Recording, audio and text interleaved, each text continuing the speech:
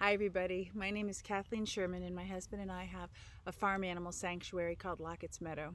I'm an author, a medium, an animal communicator, but mostly I'm a Meemaw.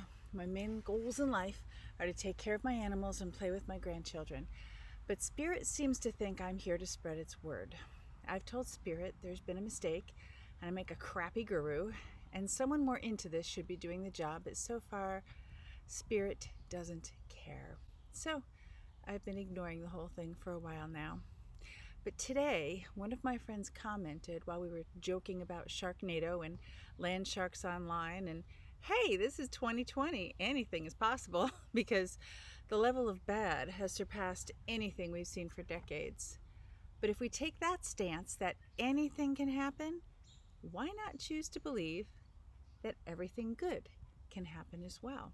So I decided, for what it's worth, I will just toss this out there for anyone who may be interested. It's a few words from Spirit, and anybody can hear Spirit if you want to, who wants to remind us that we are all of one Spirit, every single living creature on this planet, and the planet herself, who is also a living creature. If we don't all realize this immediately, this entire planetary experiment is doomed. You can believe what I say or not. I literally don't care. I will just go play with my grandchildren. That said, I have been instructed by one of my spirit guides, a Native American named Chief White Dove, or White Knife, if you want to Google him, to tell you about my experience with the Great Why. It's not a supermarket chain. It's just a really simple tool to help people understand our connection to spirit and to each other. So here goes. I'll get one quick video done and I will get back to farm work and grandbabies. Genesis was not that far off, because in the beginning there was only light, just light and love, just spirit. But spirit thinks much grander than our religions give credit for, because spirit didn't just think about making this little tiny nothing earth and the gigantic universes. Spirit got into this creating mood. Really, it was something to do when you're all that is and you're just kind of hanging there. So a billion stars here, a gazillion planets there, countless civilizations of indescribable kinds. And Spirit got an idea for the ultimate creative endeavor, a planet on which would reside a being with ego, driven to create with the same passion as Spirit. But, and it's a big but, there was a downside. The ego would cause a rift between the being with ego and spirit because of ego's need for autonomy or recognition as an individual. Until then, all beings knew they were of spirit, really just spirit encapsulated in different shells, but completely connected, all recognizing they are all one spiritual entity. To get an idea of this, remember the old ice cube trays, the old metal ones, and you'd put that little metal divider in and you'd freeze it and then you'd crank it and you'd have separate ice cubes. So it was all the same thing, water. You turned it into cubes, and if you put it back on the counter and let it melt for an hour, it would all turn back into water again. So that's what spirit is. It's in us when we're alive and individuals, and then it goes back to the pool. So, but while we're here, we have this ego thing that makes us feel that we are just that special. Nothing else like us, which is true physically. But as far as spirit goes, we're all filled with the same stuff. Okay, so this experiment was going to be different. It would be either the greatest creative adventure ever undertaken or a total bust. So Spirit created the most amazing and beautiful planet ever designed, so we would be constantly inspired and then sent itself in a huge and dramatic bolt of light and energy to inhabit the space. On the way, there was some concern that the being with the ego would need some help, as this had never been attempted before. So, here's how this works. The light divided. Part of it split away and remained in the ether in an attempt to give the beings on the planet a spiritual anchor. These are our angels. They are our better halves, our guides, always working to draw us closer to spirit and remind us of our oneness. The rest of us, the other fork in the Y, exploded onto the planet and began to create life forms at an alarmingly fast rate if you look at it from cosmic standards. So here we are, living on the Great Y. Those who remain connected to spirit live down close to the base. So they're close enough to practically reach out and touch their spiritual guardians and partners. Those living out at the very end of the Y have lost connection to their angels, their very own souls, and therefore it means they have lost touch with all living soul-filled beings. There's a magnetic pull, and we have to be close enough to feel it. These people have left the pull. So let's get to these people. You know them. They are the horrible people, the serial rapists, the murderers, the warmongers, the Hitlers, all those who destroy the beauty and varied integrity of the planet. I'm afraid this includes industrialists who destroy the environment, owners of factory farming operations, those who raid the oceans to the point of annihilating its species, poachers, dog kickers, bullies, abusers. There are so many ways to destroy a planet and each other. So who is near the base of the fork? Those who work for peace, those who create beauty, those who are kind, those who give from their want, not their excess, those who recognize that the same spirit runs through every living being and treats them with the respect due to them. You don't have to be Mother Teresa. You just have to be kind and caring towards all living creatures, as well as Mother Earth. No biggie, right? So, this is what I was told about the Y one day while cleaning stalls, and after that, I left it alone. I did nothing with it, and I didn't think about the things I didn't know, because, why? It's not my job. I never even asked what resided on the base of the Y. No clue. So I figured if Spirit wanted me to know, I would be so informed. One day, Spirit, tired of my complete lack of curiosity, pretty much smacked me across the back of my head with the answer. Again, Spirit completely blew it when choosing to give messages to me. Blew it. Now, I had kind of assumed, with a brief passing thought, the great masters lurked on the stem, in total union with Spirit. But no, because the masters, by their very nature, have no interest in that. It turns out that every last one of them reincarnates constantly, endlessly, always coming back to try and get it through our thick skulls that we are all one.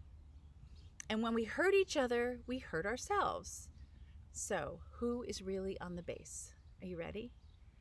The living beings without the ego, the animals, the ones who live with full awareness that they are creatures of spirit, the ones who understand that there is a balance in nature that must be respected. They are the standard bearers of our planet, not us. They are here to remind us of what it's like to live in unity with spirit. Animals, unlike humans, never judge by appearance. They see straight through to spirit and judge you by your connectedness. They see past color, have no concept of what the human idea of beauty is, and they look for beauty at our core. How connected are we to spirit and thereby to animals? Those who are truly connected can charm the wild birds as well as the domesticated dogs. Why did the birds sing to St. Francis? They saw his connection to the light and they rejoiced in it. When you are part of the oneness of spirit, you have empathy for others, including animals. You have no tolerance for children in cages at international borders because you can feel their pain and their desperate need to be reunited with their families. You don't judge by appearances, including skin color, ethnicity, gender identification, religion. You understand that all infliction of pain on any living individual damages the whole of which you are a part. One child in a cage is a direct injury to the beauty of spirit. One lynching of a person of color is a direct injury to the beauty of spirit. Pigs suffering in gestation crates, oil spills, trophy hunting, strip mining, destroying the rainforests, all crimes against living beings and Mother Earth. There is no arguing which crime is more important or terrible, which is a favorite pastime of humans of late, especially on social media. The point is that all are more important. All. Jesus said that whatever you do to these, the least of my brethren, you do unto me. But he wasn't talking about it as directly to him. He understood we are all of one spirit, all completely connected, and the injuries we cause are to spirit and therefore to ourselves. So when does it all end? Well, we either destroy it all and keep doing it again from scratch until we get it right, or maybe we figure it out right now and remember we are all connected spirits and we need to crowd the base of the fork in the Y and draw it closed until it becomes one long connected bolt of light, and we are then drawn back into the heart of the light. That's ascension. That's ascension. None of us gets out of here unless we all get out of here. There is no individual ascension. That's ego talking. There is no rapture of some while the evil are left behind. That's ego talking. We are all one and we rise as one, humans, animals, and planet Earth, or not at all. So that's the why of the why. So if you still think it's okay for children to be in cages because their parents shouldn't have tried to find a better life for their family, don't think you have to worry about starving children in other countries, don't think children should get free meals in school even though that may be the only meals they get in a day. In the world of spirit and our soul, and there is only one soul and we all share it, there are no borders. When one goes hungry, we all feel hunger. When a police officer uses unnecessary violence on a person of color, we are all hurt by that violence equally. Should a gang declare war in a neighborhood and small children are shot right through the walls of their bedrooms, we are all injured. The results of a very recent survey say we are the unhappiest we have been in 50 years. You can blame COVID-19 or racial tension or the lack of toilet paper or unemployment or the people who love Trump or the people who hate Trump. But the actual reason is that we have never been more divided as a people, nor have we ever been so casual about hurting those whom we don't like, particularly those we are biased against. When we act out against others, we are stabbing our own selves in the leg. Burn down a store during a riot and tear the fabric of our existence. Walk into a crowd without a mask while knowing we are infected with COVID-19. That's a crime against spirit and a crime against ourselves. We are in self-destruct mode, but we think it's okay because tribalism is justified.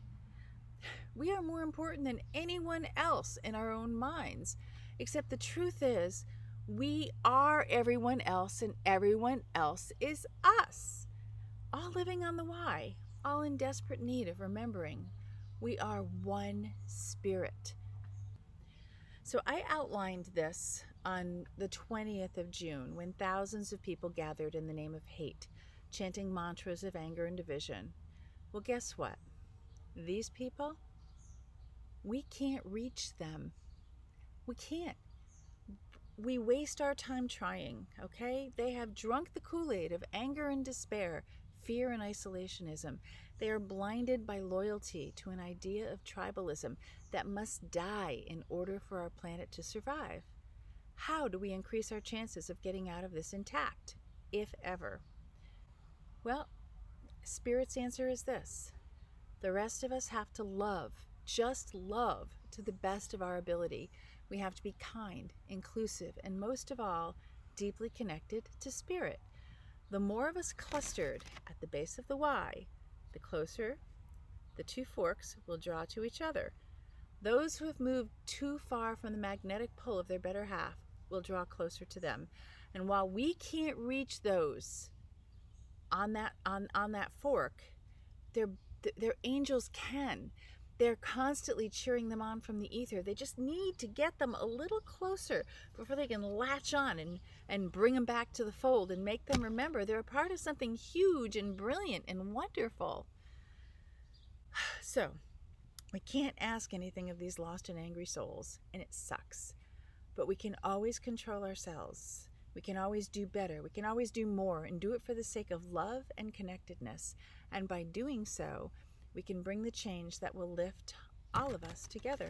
Just because that's the only way we get out of here. We are one. So you can believe what I say or not. Again, it doesn't make any difference to me. Whatever's going to happen is going to happen. It only matters to me because I would love to see a better world for my grandchildren, and I hope more charismatic people than I will step forward and make this change happen. Meanwhile, all I have is the why. It's not a movement, doesn't need a church or a following, and no one should make any money off of it. It's just a tool, like a parable, to help explain who we are in the universe and what we are doing or are supposed to be doing on this once pristine and inspirational planet. And maybe inspire a little hope that we can get back on track and make it beautiful again on every level by accepting the fact that we are all one and we sink or swim together. And speaking of swimming, I'm going to head back out to that back paddock and I'm going to look for some land sharks because this is 2020 and anything can happen. Peace, love, and light to you all.